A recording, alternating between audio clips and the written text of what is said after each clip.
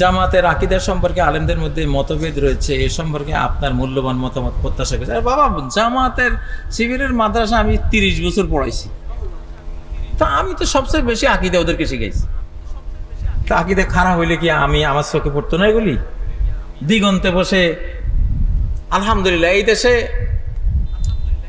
আকীদা খারাপ এটা বলার কোনো সুযোগ নাই, এটা বলার কোনো সুযোগ নাই।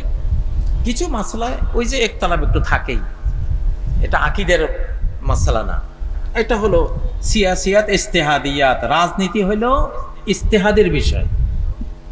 আমি ইজতিহাদ করছি, গবেষণা করছি, আমার গবেষণা এটা উত্তর দিকে সমাধান, আপনি গবেষণা করেছেন আপনার গবেষণা দক্ষিণ দিকে সমাধান। আপনি আমাকে বলতে পারবেন না আপনারটা বাতিল। এক মুজতাহিদ আরেক মুজতাহিদের ইজতিহাদকে বাতিল ঘোষণা করতে পারে না। ইমাম আবু হানিফা এটা বলতে পারেন না যে শাফির সব মাসলা বাতিল, এটা বলার অধিকার নাই। ওনারটা ওনার হিসাবে ঠিক আছে, উনি ভুল করলে 1 সওয়াব পাবেন, শুদ্ধ করলে 2 সওয়াব পাবেন। ভুল করলে রসগোল্লা একটা পাবেন, ভুল না করিয়ে শুদ্ধ করলে রসগোল্লা কয়টা? ইজা ইজতাহাদাল হাকিম ফাআসাব ফালাহু আজরান। আল্লাহু আকবার।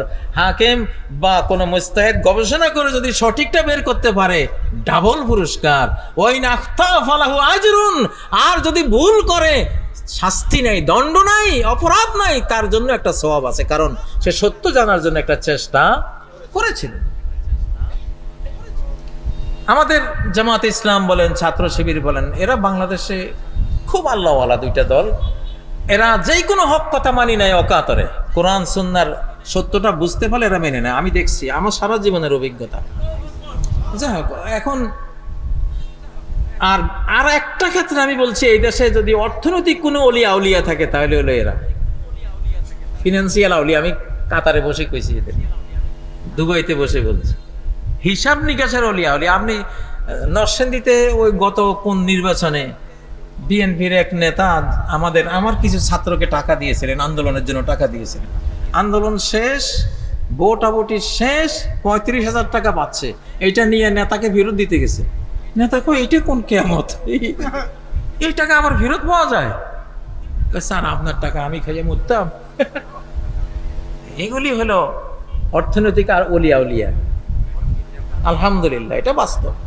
আমি দোয়া করি যে আল্লাহ তাআলা, এই বাংলাদেশের সবচেয়ে বড় জাগতিক সমস্যা হলো চোরের সমস্যা। এই জন্য চোরের ওষুধ হলো শিবির আর জামাত।